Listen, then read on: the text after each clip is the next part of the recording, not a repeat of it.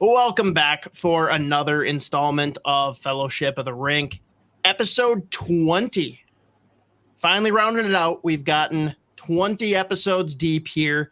And joining me today in Joe's stead, who is still on much deserved paternity leave right now, is draft guru, sicko that brings you Judd's Buds every week somehow.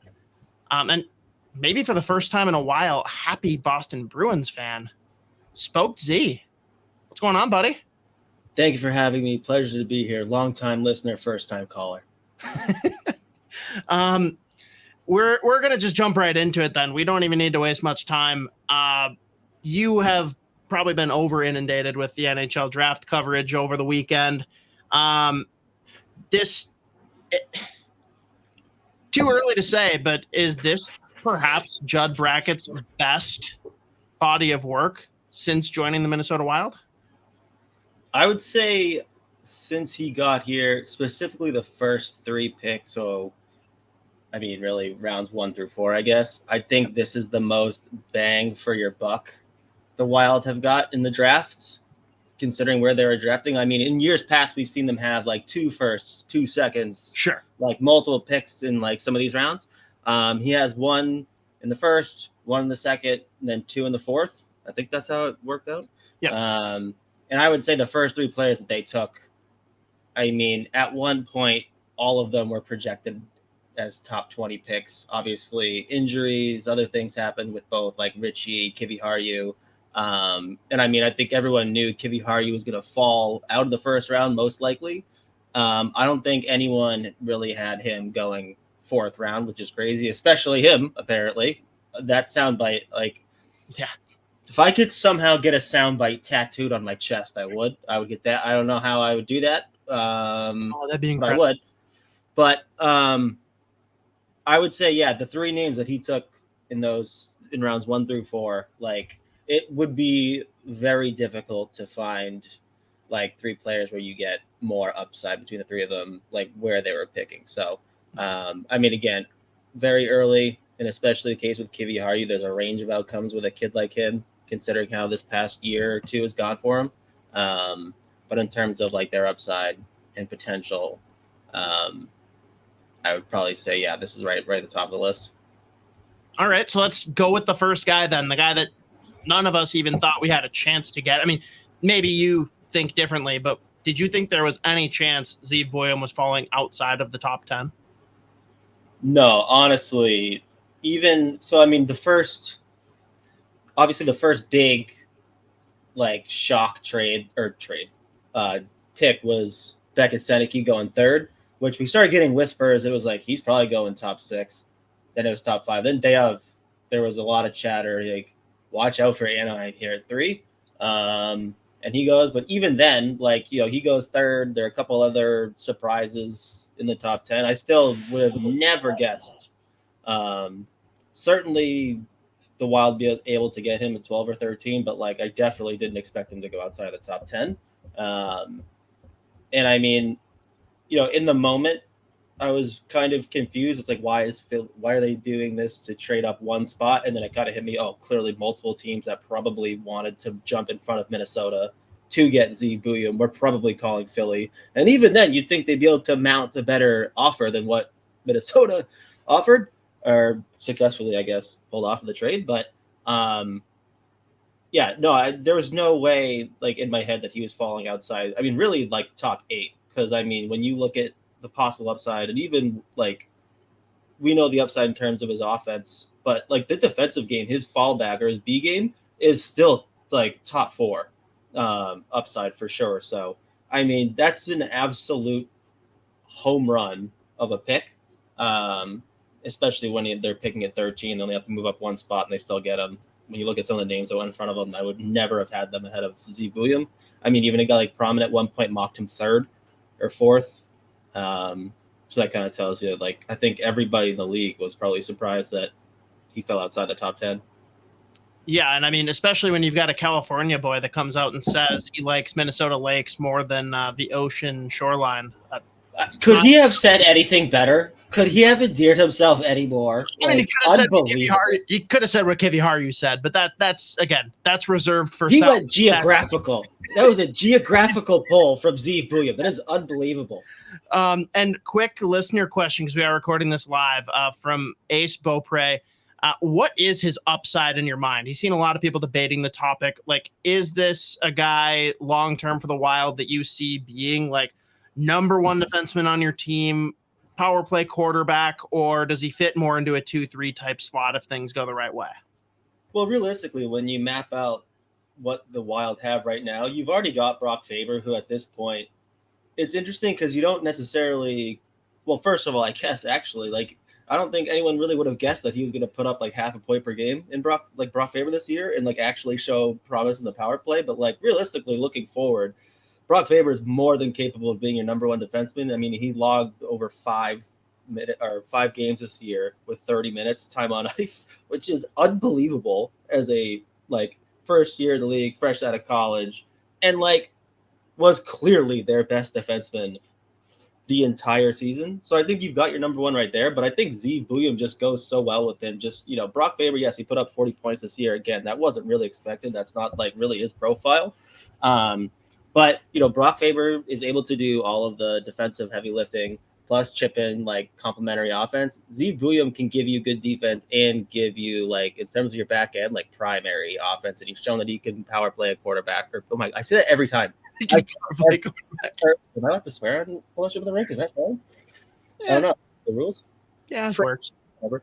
I do that every time, though. But he showed that he could I almost just did it again. Quarterback and power play. So I would say, like, in Minnesota's system, top pair. And realistically, probably it would be a long shot for him to be, like, I would say a true number one, like, up and down. But in terms of what Minnesota has, I think you've just locked up your like first pair on D as soon as they both are signed long term or whatever. Like you've got your like for a decade plus. That's awesome. The way they like their skating ability too. Those are two guys that are going to be able to play for a long time, and like they are unbelievable. A lot of people are trying to compare him immediately to Faber too, which like again understandable. Both playing college hockey, dominant at that level. We know he's going back for one more year at Denver. There's a lot of fans that think after 1 year he's coming in and he's going the Brock Faber path. He goes to the NHL, doesn't look back. Do you think that it makes more sense for Buium to play maybe even his junior year? You know, does Brock Faber influence him going back and doing that? Does he have to season more in the AHL because of his style of game? Like, what's the path for him to the NHL? Well, I mean, I would be surprised if he went back for a third year, to be honest with you. I mean, already you're looking at a kid who was a number one defenseman on a national championship winning team. He put up 50 points in college hockey this year. Like, at this point, there already isn't a whole lot more that he could prove. Like, I actually don't think really there's anything he can prove in college hockey. I do think it's the right move for him to go back. Like, there's no, like, they don't need to rush him into the NHL next year, especially. You know, they made a couple more signings. They made some. They love that 4-year. We'll talk about that later. But I would be surprised if he went back for a third year. I do think it's going to ultimately come down to him playing out, you know, a sophomore season, and then you know we'll see what happens from there. Again, like you never really know the defenseman. I think everyone had an idea that Brock Faber might be ready coming in. He showed that he was ready in the playoffs, and then if you remember, like the conversations at the start of the season. It was like, let's see, like he's going to hit some rough patches. You know, he might need a game off here or there. Maybe like he'll end up in Iowa at some point, just if the NHL is too much once they get into the full swing of things and a full actual season. That didn't happen. But who knows? Like it could happen with Zeev. Like it doesn't, that's fine too. Like these are like the defensemen usually, like the rule of thumb is like, you don't really know what you have until it's like 200 games in. Again, Faber, clearly, I think everyone's on the same page now that he did not require that many. But I mean, they're still different players. I mean, like Zeev gives you good defense. I think he's a solid defender. He kills plays, really good in transition. He's mobile. And in zone, he's fine. He's more than able to play physical and everything. But I mean, the offense is really what jumps off the page at you. So that's they still profile differently, while complementing each other extremely well, I think. So there's, like he could still sign after a sophomore year and then end up like needing some time in Iowa still to do some more like refinement or whatever, but that's fine too. Like it's not a big deal. Because even if he was ready and you threw him right in there, like just expecting that him and Faber can be your top pair D at like 22 and 20 years old, that's insane. So, but yeah, I would be surprised if he went back for a third year, though. I don't really. That's risky. That feels like. Let's be honest with you. It's usually 2 year fine. The third year's like, better lock him up immediately after that. Well, that's also usually because they're drafted before they even start playing college hockey, and he's already got 1 year burned. But fair. Understood. All right, then we got to go to the second round pick. The Wild got him at 45th overall. He was number 31 on your big board, and a guy that you were kind of like after we had accepted that Liam Greentree wasn't the option. Like Ryder Ritchie was kind of a guy you were hoping the Bruins might have picked up in that spot at 25 too. What are the Wild getting here in this? Has there been a bad second round pick yet for Judd? I don't know, but What do we got here? Yeah, I mean, so Ryder Ritchie, he, in terms of like this draft class, I mean, we've talked about how it's the draft class of players with all the tools in the world. He's probably a top 10 player in terms of just like his skill level and how smooth he plays. He plays a really strong, like give and go game. He plays at speed, in motion. He's got a ridiculous shot, but he also just can finish. Again, like the skill, he's able to walk defensemen. The transition game is just so good. So many of his highlights are him just picking the puck up, at center ice, and like just the change of speed, like the footwork, it's excellent. The defensive games is a work in progress. There's still enough there that he should project to be at least serviceable at both ends of the ice. He probably would have gone like around the 20s if he hadn't got hurt this year, and Prince Albert was in a little bit of a better spot. But there were a lot of nights when he was healthy that he was just carrying that team. You'll see people say that he didn't like necessarily take a big step this year. Part of that is he was WHL Rookie of the Year last year, like had a monster season for Prince Albert, a very good Prince Albert team. And there were a lot of nights this year that he was on his own. Again, the injury didn't help him either, but the upside is clearly top 6 sniper. I mean, you got like your right shot, Adam Beckman, probably like in their draft year, like a little bit higher of ceiling. Beckman got taken, third round, and then explode the WHL with Spokane the next season. Richie's shown that he can be, like, he was already profiling as a top 6 potential. Again, sniper is also dual threat with his playmaking. Very flashy player, very fun to watch. So I love the pick at 45. And realistically, given the injury, like that was probably, I think more, there were probably plenty of teams, or I know people definitely had him late first, but the fact that he sit there at 45, I'm sure they're thrilled with that pick too. Another guy that you could let him take his time too and keep developing in junior hockey. And then the Wild did not have a third round pick this year, but it didn't matter because by some divine miracle in the 4th round, Aron Kiviharju still hanging around. And I know you already mentioned you want to get the soundbite tattooed on your body somehow, but this guy, not only does he have the charisma, he's going to be a great personality for all the media members to cover. Like, this is not a 4th round talent. No, this is a 1st round talent. Absolutely. The thing with him, the big question, even when he was healthy, is the size thing and the fact that he's, physically he's not super imposing. And he's, I think, 5'8", 5'9". And his big calling card is his offense. He had a bit of a lull at the end of last season and coming in this year, switched teams, only played a handful of games before he got hurt. But like one of the smartest defensemen available in this draft. Again, like he was a draft -2 at the Holinka a couple of years ago with the top 5 player there. Like he's shown that he can be just as good, if not better, than like his peers, and then a couple age groups above that too. But again, like how smart he is, like the skating's gonna be a bit of it might hinder him a little bit. Like he's not the fastest guy in the world, but like he does have really, really solid lateral mobility. He's very agile. It's just the straight line speed might be a little bit of a problem, but again, he is so smart that he usually positions himself really well to like just kind of kill plays before they develop. But in terms of the offensive skill set, this is like he's shown like power play 1 quarterback ability. It's going to be a long road for him to get there. He's got to stay healthy and let him keep playing pro in Finland. I mean, there's definitely a range of outcomes for him too, but the upsides is undeniable. Like you're looking at a potential top 4 defenseman, really good Like probably right over half point per game, probably, if he hits. But I mean, in the fourth round, it's a no-brainer. I mean, realistically, probably shouldn't have made it out of like the second round. I do, again, like there's going to be plenty of risk associated with that like profile of player already, plus the injury and how much time he missed. And when he came back, he still didn't look as good as we know he can be. So, I mean, he's clearly extra motivated now too. He already had that charisma about him, and like he was able to motivate himself before. But even now, like he could tell he's very insulted that he went in the fourth round. I mean, he grabbed that video is so funny because like he grabbed Billy Guerin and pulled him in, and then this I love that Billy was mic'd up because he just goes, Oh, we know. I was dying laughing. Well, and him going to the table and telling him, he's like, yeah, you know what this kid told me? He's like, did you hear that? I like how he added the F-bomb too. Yeah, he did like Sarah, but he was like, hey, those that make a first impression. Yep. God, I love that. Dude, like, hell yeah, dude, that was awesome. So I mean, I cannot believe that he was sitting there in the fourth round. Well, dude, I was a big fan of him when you and I were talking about him just about a year ago last summer, right? And that profile, he is just Kalen Addison on steroids. And I am so here for it. He is one of my new wild sons. I can't wait to see. It's going to be a minute. He's going to have to figure things out, but I'm going to be following him very closely. How much of a concern is the injury long-term? Is it more just a setback in his development, or is it something that might be a long-term problem?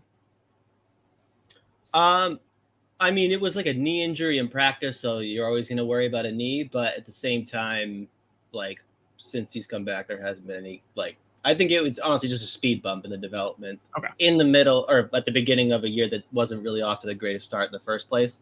Again, a big part of that was the fact that he had just switched teams. So, like, he was just getting acclimated. Then he gets that injury in practice, misses the World Junior, like, and pretty much misses his entire year, comes back, I think, like, either right before or at the U18s, which is like a pretty tough competition to just jump into, especially when the entire team Finland no one really showed up consistently every game for them a year. But I mean, you still saw flashes again, like he put up a couple points in the power play there. Like the fact that he looked not remotely close to the Aron Kiviharju that we've seen in the past, and I think he still put up like 3 or 4 points in 5 games, still speaks to how much talent there is in there. So I would say the injury probably, it seems like it's going to be more of a speed bump. He clearly isn't concerned about it, so shit happens. But I think he'll be fine. So then the other fourth rounder we have here, which I admitted to you live when we were covering it as it unfolded, Sebastian Soini. I'm not overly familiar with this guy. What do the listeners and the fans need to know about this player? Yeah, I would say this is a swing on the size and mobility. The big question with him is going to be the hockey sense. Like he'll skate himself into trouble, bad decisions in his own end, which kind of kept him off of like the Hlinka roster last year and then off the U18 roster at the World Championships. There are plenty of people that said he probably should have, including his own teammates. Like, how the fuck isn't this kid on the U18s? But I mean, you're looking at a 6'2" right shot defenseman. Again, incredibly smooth skater, helps him a lot in transition. And again, like the breakout play is good, solid enough when he kind of just like stays put in the defensive zone. Again, like he's susceptible to like the odd like bad read, get himself out of position. So I think he's pretty raw, but he's played a ton of pro hockey already, which is a big plus. The offensive upside probably isn't very high at all. Again, part of that is like that IQ, but like he does have a sneaky, quick, hard, and accurate release. I went back and watched that annoying amount of his shifts after the draft on Sunday. And I mean, you see the flashes of the upside there, but again, it's not a guy you're going to rely on for offense whatsoever. It's going to be like a long path for him to get to the NHL, and it's still going to be up in the air if he ever gets to a full-time NHL role. But you're taking a swing there on the transition game, and like a guy at that size, a right shot who skates that well, because he is one of the better skating defensemen in the draft, just so smooth. And again, he's able to use his feet in transition and be effective that way. He's just going to have to rein it in a little bit. But again, he's played a lot of pro hockey already in Finland, got a couple games in Liga. So we'll see how the next year or two goes for him over there. Okay, and for the correction police out there, he was actually one of our 2 5th-round picks, first of 2. Good Second was a goaltender, Chase Wutzke, out of Red Deer in the WHL. And I know Isha always gets pretty excited. He is a native player from Canada, so growing that branch into professional hockey. And he was pretty jacked up about it, and like he knows how important it is that he's kind of leading for that group of people. But I know you're not as big on the goalie coverage. What do you know? What can you share about Chase Wutzke? Yeah, and I asked some people who are well versed in goaltending, because I am, again, the very baseline knowledge, and the one thing that kept coming back is just how mobile he is in the crease, especially when he's down the butterfly. And actually, it was funny, like the description of his style. It's like it's not going to be overly flashy, but he's very smart. He generally ends up like a lot of his saves come because he reads where the play is going and he gets there first and he swallows pucks. So it's like, wow, that sounds a lot like Jesper Wallstedt. It's like, yeah, it's pretty much the mold that he's going for. He's probably a little bit more mobile and he's apparently extremely athletic. So he's not big, he's not small. He's like, again, like similar size to a Wallstedt. As far as goalies go, not big as well, but I guess, again, everyone that I talk to likes the upside just in terms of how mobile he is in his crease. And how well he reads the play. And again, like he's not overly flashy because he's not overly aggressive. He tends to be in the right place and swallow pucks. And his rebound control is real good. Again, really solid numbers for him in the playoffs in WHL for Red Deer. So, we'll see what the deal is with him. But I mean, they chose not to offer or give the qualifying offer to Hunter Jones. So there's definitely a big need there. They've went out and made a couple other goaltending signings this year. So, always good to at least get another one. Again, there's a lot of teams have the rule of thumb. They try to get a goalie every draft. Clearly the Wild don't necessarily believe in that all the way, but they go out and they get one. I guess that, again, like there's legit upside, and a lot of people who follow or at least scout goaltenders more regularly like the upside with him. So, you'll take a swing on a goaltender there.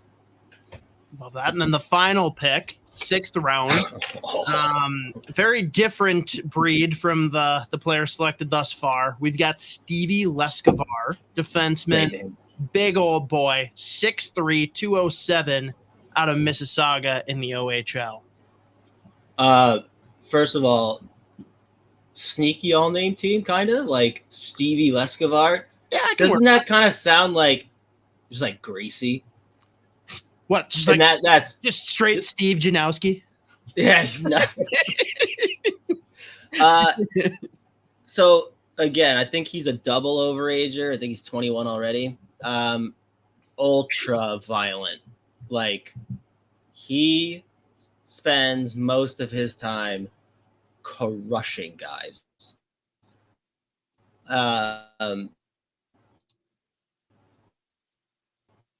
Not afraid to drop a lot of his time in the box to the OHL. And I was talking to someone else about it. I was like, when he chooses to play hockey, he's actually got like really nice like hands. He's got good skill. He makes a good breakout. Like there is a player in there. It's just he spends so much of his time just absolutely crushing guys.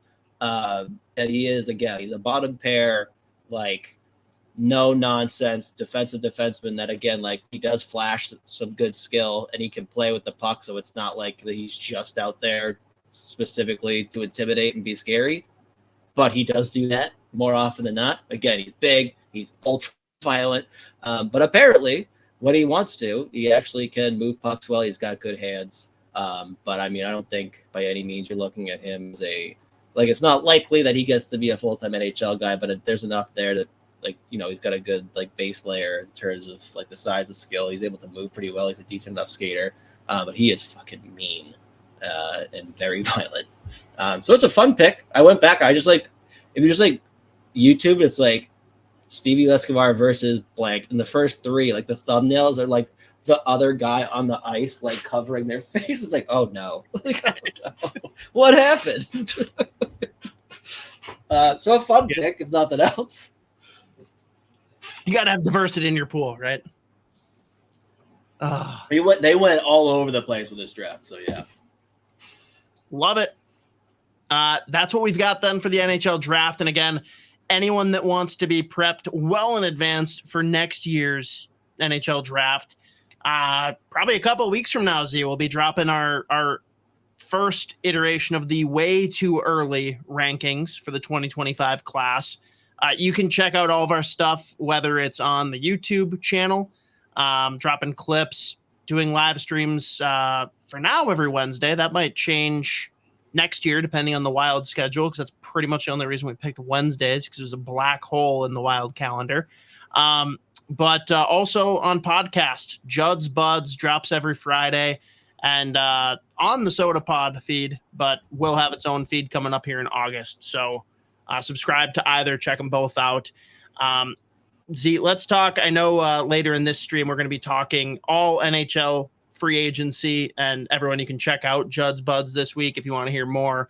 But let's talk for the Minnesota Wild trades and free agent market. You know better than most. One Jakub Lauko, who we just received back from the Bruins with Aron Kiviharju, technically, I guess, in the trade for Lou Nanny's grandson. What do we need to know about Lauko? Yeah, so same thing we were talking about during the live stream. The thing with Lauko is he is like instant fan favorite, phenomenal personality, and his play style is just nonstop motor, piss and vinegar, hit everything that moves, get on the forecheck hard. But he does have sneaky skill. He's got a good shot. I mean, like the game this year, game 4, I believe it was, against the Panthers, they had absolutely nothing. They're down 4-0. He makes a bunch of really nice plays, gets good scoring chances, takes a penalty that absolutely is not a penalty, immediately exits the box, snipes, they get going and get right back in the game in the third period. But like in terms of like a momentum shift, you throw him over the boards, he's going to do something. I mean, like the Wild fans, he fought both Deweys this year. He is like, it sucks when they drafted him. He did have like middle six upside in terms of like he had some offense in there. Again, you love the energy, the nonstop motor, and the compete factor. He had a really like 2 or 3 really bad lower body injuries that kind of like just completely derailed his development. But like he still found a way to get himself back into the NHL. Just what like the opportunity really wasn't there for him with the Bruins. So when you look at like what Bill Guerin is trying to build, like Jakub Lauko in terms of like a bottom 6 guy that can play, like that is exactly who you'd imagine Bill Guerin targets. And the thing with him, like, last year you had Pat Maroon down there on the fourth line a lot, and yeah, he's big, physical, mean. The thing with Lauko is he flies. He was probably top 3 fastest skater of the Bruins last year. So when he gets it on the forecheck, he is scary. Like it's like he crushes guys. But again, like anytime there's like a dip in momentum and you need just something, you just need a little bit of a boost, he's gonna do something. He's gonna get the crowd going. So I think if people at least just like give him a chance to take to him, like he's gonna be a big favorite. Again, very funny personality. He's very interactive on like social media with fans. Like he'll just go back and forth with you. Loves to tweet about Lord of the Rings. Loves grapes. Fun fact. He needs to come on. All right. Yeah, I know. Next target. He would come on. He is very funny. Like he is just a goofy. All right, noted. I'll tell Joe he is the next guy we need to grab. That's perfect. He's a great guy. But again, I think he fits what they want, especially when you factor they lost both Duhaime and Dewar last year at the fourth line. He kind of profiles like a similar to a Duhaime type. Maybe not as like heavy duty tough, but like he can go. All right, love that. Another guy added to bolster the bottom 6 from free agency. We've got Yakov Trenin. What do the people need to know? 4 years, baby. 4-year contract. Line them up. Everyone gets them. I actually, to be honest with you, I like this signing a lot. I mean, first thing that jumps off the page is he is a top penalty killer. And I mean, he's played for Hines before. Both when he was playing for Hines, he put up some decent goals too. I think he can play. Again, he's a good skater as well. He's got good size. He's mean. He's fought Chara twice. First time went really well for him. Second time, not so good for him. So he's tough. He'll fight anybody. But again, super physical, very solid defensively, really, really good penalty killer. And I think there is a little bit more offense in there to be had. So I actually like the signing a lot. I mean, at this point, you're always kind of wary of giving anyone term, but the dollars aren't huge, and he fills a big friggin' hole in your lineup in terms of like the penalty killing aspect of the defensive game as a forward. So, and he managed to stay healthy, which is something that not many players in the Wild can say over the last few years. So I like the signing. Again, like you can debate if you like giving any like chunk of change to like a middle six guy. Again, you weren't really going to go out and find. They were never going to go out and make a big money signing, so it's fine. But I like it. I mean, I like the addition anyways. So I don't think it's bad at all. The disrespect being thrown at Travis Boyd, who we're talking about next. He's not a big splash for you? So I was telling you before this, I'm again, full transparency. I didn't really pay attention to the Arizona Coyotes, RIP&Ps. Wow. That's the comment. My God. Okay. But I was looking at the last 2 years, the 2 years before this with Arizona, he put up 35 and 34 points with like 17 and like 15 goal seasons. It was a two-way contract, correct? It is a two-way, yeah. Yeah, so I think he only played 16 games this season, so there must have been an injury. Again, I didn't pay attention to the Coyotes this year that much. Is he just this year's Lettieri? Yeah, I would guess. But I mean, he's a decent enough player, like his last few stops anyway. So, but I mean, again, depth, cheap, and he's played a couple hundred games in NHL, so it never hurts. Yeah. Well, that's good. Then we have the extension. We have podcast favorite, by the way. We love Jake Middleton.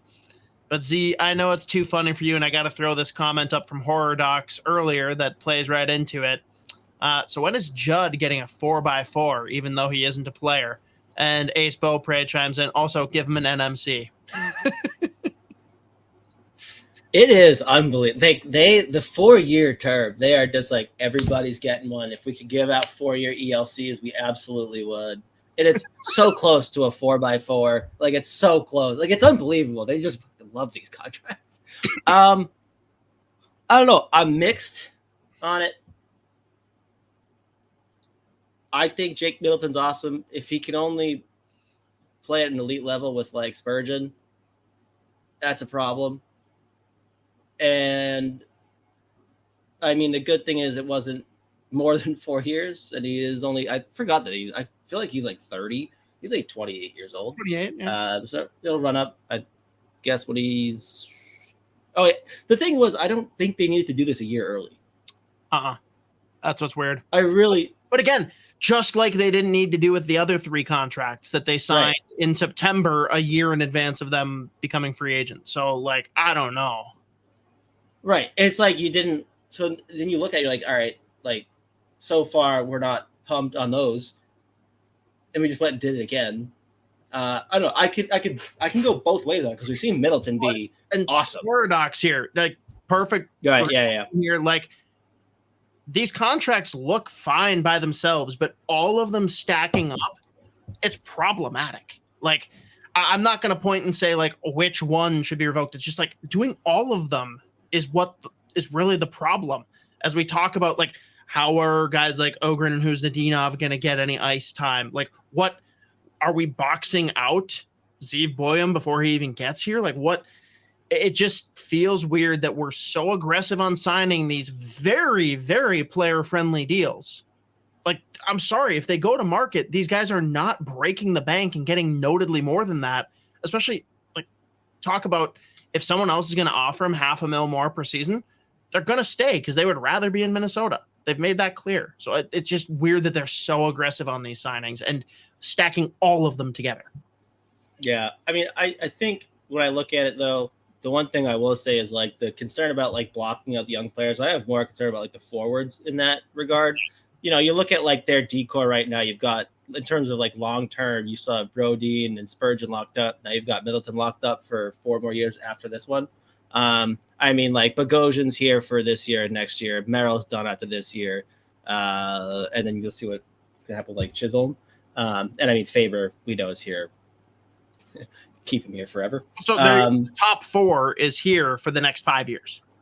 Right. So I still have, I would say, more concern about like the forwards blocking out those kids, and especially like there's probably more guys that are ready probably like right now to play next year that it's just not going to be a very solid path. And again, like you totally can understand like, yeah, they still need to develop, but it's like, well, some of these guys aren't necessarily, they might not really be in like development friendly environments already, or they've probably done about what you would expect them to. And again, like we've said this before, the thing with like the buyout years, this is the last year, like the big money.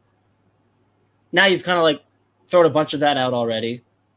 And again, in these years where they couldn't make big money moves with some of the prospects that they've had either ready or close to somewhat ready, would have been a pretty good time to give them a run to see what they've got. When again, like I don't like the most optimistic Wild fan can't sit here and say at any point in the buyout years, like the 13, 14, $15 million buyout years, that they were cup contenders. Like they've still done quite well considering how hamstrung they were, but at no point where you should like, yeah, this is a cup team. They're going to go out. They're going to make big signings, big trades, blah, blah, blah, blah. Bigger problem is this year, people were thinking playoffs. We'll get into it. Again, you guys can tune in to the other episode on the Soda Pod this week, or you can stay on if you're on the live stream. The Central got a lot tougher. We'll just leave it at that. Not great. Yeah. But that's the thing with these guys. It's like at some point, like I figured it'd be a good time to like give some of the young guys, like the young prospects who are seemingly they could be ready. Let's see what you got. Like they've just continuously blocked them out. And I mean, like, I'm sorry. Yes, they have to prove that they're ready. Like, how the hell are they supposed to do that? That's the thing I always come back to. Everyone's like, oh, they have to earn it. I'm like, how the hell would you like them to do that?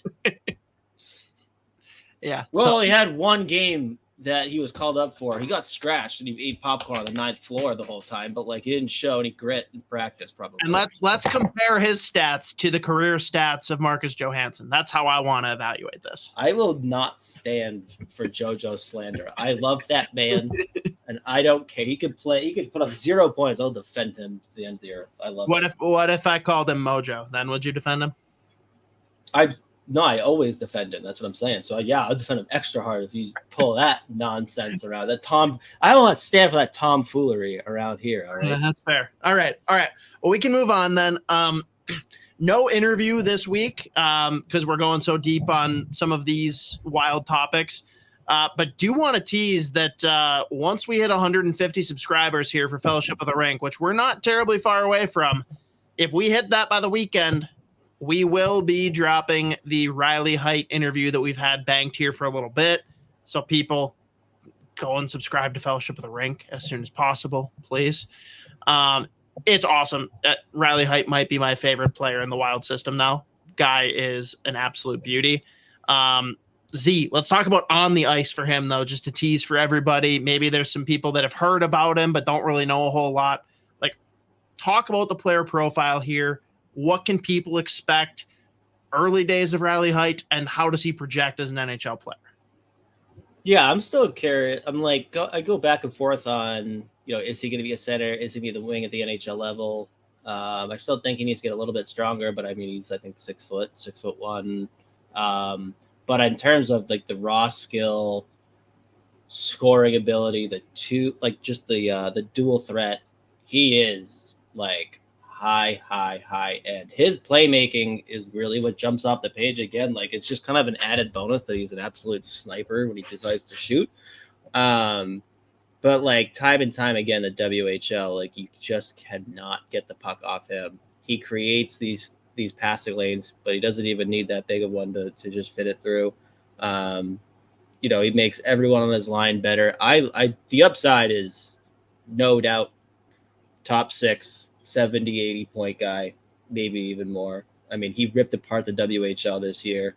again, like, probably played a pretty decent role in Tarek Parasak going 17th overall to Washington this year. But I mean, I think at one point in the season, he went like on a 15-game streak where he was averaging like 3.5 points per game. And added bonus, he gives you really solid two-way play as well. Again, I think he probably needs to still get a little bit stronger, but he's also extremely physical. He's a prick to play against. Like, he is a gamer. And you want to talk about another kid with just like a real good like FU attitude, it's Riley Heidt. Very, very confident guy. But I mean, the upside's through the roof with him. Again, like, certainly could end up playing center at the NHL level. It's definitely a possibility. We'll see. I think a lot of his scoring, it does come from like the wings, but like a lot of that is him just like being able to find these lanes and just like pick apart defenses. So he's certainly capable of getting inside ice and playing in there, and he's not afraid. So that'll help him if he wants to play center at the NHL level. But either way, whether he's wing, whether he's center, you're getting a play driving forward who's capable of producing like serious offense. So the upside's through the roof with him. He's probably right close to the top of like, if you want to do prospect rankings, he's got to be top 5 in this pool that already has some seriously high end guys. So, we'll see what happens in training camp this year. Again, like there's not really much spots, but he's supposedly going to get a look. Don't know if it's possible to find a spot for him in the NHL lineup, but the growth this year too. Like, he ripped it apart in his draft year, like torched the WHL in a season where like Connor Bedard and like Jaeger Fergus, who was WHL Player of the Year this year, like they were putting up like 60 goals, 130 points. He still put up 90 as a draft eligible this year, 120 something. So I mean, again, tons and tons of upside there. But plays a very projectable game. So there's two-way ability, but dual threat offensively, he's awesome. So they've got a good one coming for sure. Height, Ogren just sounds like the most fun line in the world. Oh yeah, we like that around here. Imagine a starting lineup being called of Height, Ogren, Faber, Buium, Wallstedt. Yeah, I mean, in my head, I still have a potential future line of Ogren, Eriksson, Ek, and Boldy in my head. Like, that also sounds very fun. Yeah. My God, does that give you like that? Literally checks every box. Like two-way play, sniper, playmaker, prick in front of the net. Like, it's unbelievable. Like, it's so intriguing in my head. But yeah, that does sound fun. Now, in lieu of the interview, we do have to oblige our friends at Waggle. We have our Waggle Golf Foursome. Everyone go to getyourwaggleon.com. Throw in promo code SP10 to take 10% off your entire order. Z, dead or alive, hockey player, random guy you ran into on the subway. Don't care who it is. Pick 3 guys you want on the golf course with you for a day. I thought about this for about 10 minutes, and I tried not to go full hockey, but like the first one off the board, I do think might be Bill Guerin. Okay. Imagine having a bad time with Bill Guerin. You can't. Like, I don't think it's possible. By the way,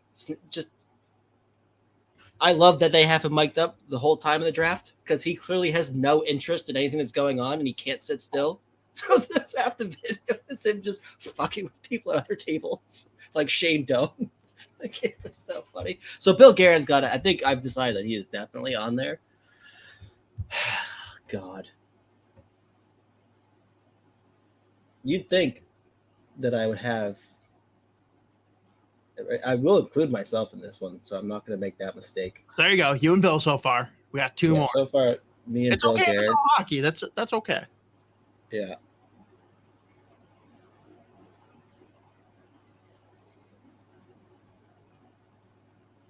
Maybe I'm going to go full hockey probably. I'm very curious to see what Patrice Bergeron's like when he lets loose, because apparently he's actually very, very fun. So I'm going to go Bergeron. I mean, it's just, I wasn't expecting that. Okay. Yeah, no, you leave, you instantly have like 10 karma points in your back number pocket. 4 of Bruins for me, probably, that I would have expected for you. Yeah. Yeah, I mean, I don't want to take the easy route with the Bruins and go like Marchand or Pasternak. I mean, you could have gone with both goalies just to reunite them one more time. Yeah, but it's too late for that. R.I.P. in peace. God.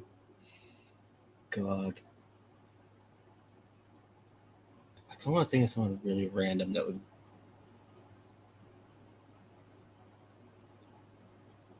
No, I can't. I'm just going to go Jake Middleton. I feel like that'd be very funny. I don't know. It's a really weird foursome of the course. But, I mean, it's like hole 3. Middleton's probably going tarps off. Bill Guerin might, too, honestly. Just because Middleton does, yep. Yeah. He's like, all right. And then Bergeron's like, oh, those silly guys. But who's in your cart? Oh, God. I think I would want Bill Guerin and Jake Middleton together in a cart. So I would let them. I disagree. Wouldn't it be funnier if they're like in opposite carts and they're like screaming at each other across the course? Yeah, probably. Like you see, like you're. I just want to hang out with Patrice. You're with Bill, and all of a sudden, like he's like, "Wait, did Jake just take his shirt off?" I don't know. I kind of was. Yeah, that. If you just want to be a Patrice, you should have said that. Yeah. Imagine the haul that Bill Guerin probably at the turn when he goes in to get food. Imagine the haul that he comes out with. I bet it would be outrageous. But yeah, I feel like it's a really random 3, but on brand and not random at the same time because I am a Boston guy that does Minnesota Wild stuff. So I guess it's like pretty not that exciting. But I think it would be really goofy. And then I just want good karma and hang out with Patrice. He'd hate it. I was kind of hoping you'd say you wanted Randy Carlyle and Phil Kessel, but that'd be good too.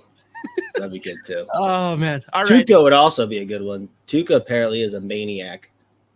Tuukka loves golf. No. In your cart, you and Bergeron. In the other cart, Tuukka and a random Boston fan. Yeah. Tuukka does just like walk around Boston. Oh, jeez. Like he just like walks it. So with Chara likes to just like stroll around and play with the pigeons. Actually, right. Loves the pigeons in Boston. I don't know. There you go. All right. Well, there you have it.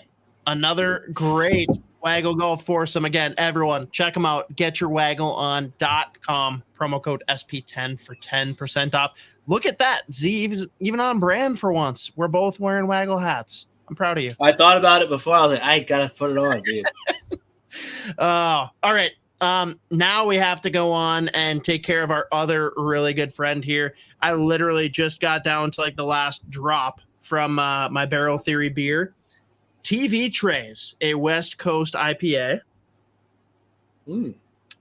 And we are doing our hot take segment here. Keyboard Warriors. Again, everyone throughout the summer, make sure you're going out and supporting our good friends at Barrel Theory in Tap Room, purchasing their beers from the liquor store. I mean, they have the most beautiful cans, so it's easy to pick them out. And be ready because next year they will be back in full force with the best beer at the XL Energy Center. Z, we've got 2 hot takes here that I found from the X/Twitter machine. First one, and he literally leads it with hot take. One of your favorite guys here, Commie22. I think he might be communist. I'm not sure what that stands for, but that's gotta be. Hot take, just me guessing. Brady Tkachuk has an all-access summer pass to his bro winning the cup and all that comes with it. This is a big year for Ottawa if they want to keep him around. In my opinion, if it's another tough year in nation's capital, he's gone by this time next year. What do you think about Commie22's hot take? Well, I mean, it's not like totally crazy to think if they don't at least sniff playoffs that he's going to be like, get me the hell out of here. It's never going to happen. Because you know what? Like going into this draft, I kind of looked at like the Ottawa Senators just in general between the pool prospects they have and like what we've all been talking about, how many young, like good young players they have. and I was like, man, it weirdly feels like they still have a ton of holes here, and I don't necessarily see like the path to like success anytime soon. I think that was before, because like obviously Omark helps. Goaltending's been a big problem for them. I like the David Perron signing a lot. Again, like the class of 2-year, $4 million cap hit. Guy that's played forever, can score goals. He's going to give you reliable 25, 30. But that was really all they did in free agency so far on day one. I don't know. Like, it's not crazy to think that he's sitting there like, again, his brother literally just won the cup. His brother's been in the playoffs, I think, all but 1 year he's been in the league. And he's just been sitting there hanging out. No, I disagree. What if he's just addicted to getting hammered watching his brother play hockey? Then he's perfect. He's in the great spot. He should sign another 8-year deal. Him and Walter just like Bender buddies, and they just want to get lit up. And he's like, I'm making a lot of money. I'm having fun playing hockey. And then the postseason, I get to go cheer on my brother and be a drunk idiot. Sounds like a pretty good proposition. I don't know. Oh, yeah. No, I mean, you didn't ask me what I would do. I'd be like, yeah, this is great. I'm making 8 sheets a year. I play hockey. It's like a part-time job at this point. I have every summer. I'm like a teacher making $8 million a year. I take every summer off. Yeah. I don't even come back till October. No, I don't think it's like, I mean, like he's been floated out there in like trade rumors for the past year anyway. Yeah. But I mean, again, like it still feel like, I don't know, like I'm not coming into this like, oh yeah, Ottawa, like last year people tried to spark that. I was like, I don't see the same thing everyone else sees, I guess. But I don't know. Yeah. No, fair. All right. Next hot take, second and final for this week. And first I'm going to read the precursor tweet from Nate Thompson and then the follow-up. Oh, yeah. So Nate Thompson, the Tampa Bay Lightning will have this stain on the organization forever. Successful or not, next season, it's still a huge mistake. Lost a captain and one that produces. That's all on the surface, not even mentioning his off-ice impact, which is bigger. Smashville is laughing now. We've got Tim ! At Tim Sim TV, who says in response, they've been here before with St. Louis and LeCavalier. They were right both times. Love Stammer, but that was a bad contract. Z, what say you? That is a crazy reply. The comparing St. Louis to that is... I also don't think they were right getting rid of St. Louis, especially the way it was handled. That was Bush League. Crazy. It's not the same. That's not the same at all. Tim, you are... I appreciate your passion, Tim, but you need help. Say that's a bad contract? What, a 4x8? Yeah, I mean, I could see being concerned about the 4, but he just put up, like, did he put 40 goals again this year? Didn't they just give Gensel an 8x9? They gave him 7. 7x9? I don't know what the dollar was, but it was I thought. Now I got to look it up because you're making me second guess myself. Jake, no, I was just thinking it was 7 years. I don't remember the actual money. 7-year, $63 million contract. Yeah, so like the thing was like it felt like, and you look at it too. They had moved Sergachev. Now, I did like that they got back Connor Geeky and that, like their prospect pool desperately did. But like Sergachev, big time guy in the room. Steven Stamkos, the biggest guy in the room. It's and the comments after, like that was clearly not a mutual departure here. Like no, Stamkos, he went on the radio today. And he was just like, clearly they didn't want me. Yeah, which is crazy. And I mean, they throw money at the Gensel thing. The McDonough, they didn't need to do the McDonough thing either. Well, no, but hey, I called this a month and a half ago when Wyshynski came on as a guest on this very show, and I said the reason they sent McDonough is because they're going to cuck him and they're going to take Stamkos back, and it's going to be master class by Barry Trotz. And it's worked out swimmingly for them. But Tampa, I don't know. They're weird, dude. Like, they're still like going for it, I guess, but like they got a lot to figure out if they're going to effectively do that. Their blue line is concerning. Yeah, what else did they do today? And after sending out 7 first-round picks for Janot, they basically gave him up for a cup of coffee. That's a fun one. And Jergensen's on a 3-year deal. This is the one that we needed Joe on for. We need Joe's feedback on the Stamkos debacle. I'm sure whatever his first episode back is from paternity leave, he will go off on it. But it's crazy to me. I don't know. The whole thing, the way this played out, I'm not saying that moving away from Stamkos in a vacuum makes no sense. The way this is unfolded, though, and the way they went about it and, like, literally just telling him, like, yeah, dude, we're not interested, it's crazy to me. I don't understand. It's weird. Yeah, and, I mean, like, I think it goes without saying, I'm sure it was an extremely unpopular move in the room, but, like, when you have guys like Nate Thompson, who played in Tampa, who played with Stamkos for a couple of years, when they're getting vocal about it, he probably is also speaking for the entire locker room because he's still buddies with half the fucking team. So, like, you're getting pretty much what they're feeling out in the public. Like, it's like the Stamkos thing to me is crazy. I can understand somewhat the Sergachev thing. I think that was still bull. But I mean, you bring back JJ Moser, who can play, cap hit small. You bring back Connor Geeky, really fucking good prospect, instantly becomes their number 1 prospect in that pool. Like, clear out all that money, all that term. But you would think a big part of that would be clearing space to bring back Steven Stamkos. And it's crazy that guy doesn't get that deal. And, like, I don't know, man. It feels weird. Yep. Agreed. Shout out Nashville, though. Sorry, Tim. We don't agree, but we respect your passion. That's all I can really say. All right.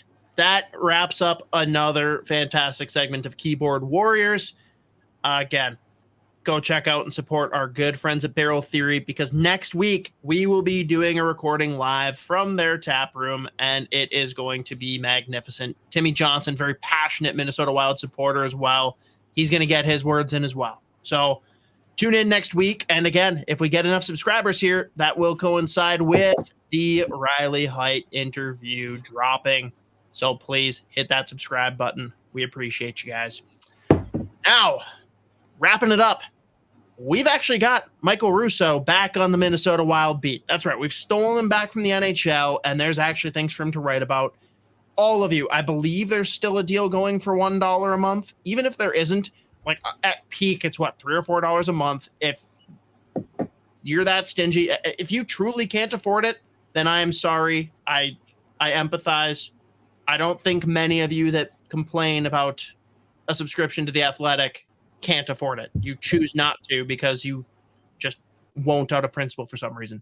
Go check out everything that Russo and Joe Smith are dropping here lately about the draft, about the free agency, and of course, Russo has sounded off lately on the radio. He's certainly got opinions on some of the signings that have happened in both recent days and years. So check them out, support them. And again, appreciate all of you tuning in for another installment here of Fellowship of the Rink. Thank you, Spoke Z, for all of the infinite wisdom on draft prospects and telling Tim that he's wrong about Steven Stamkos.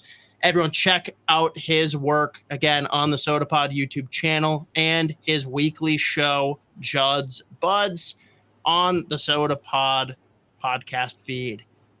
Appreciate all of you. We'll see you next week. You stay classy. Stay to hockey.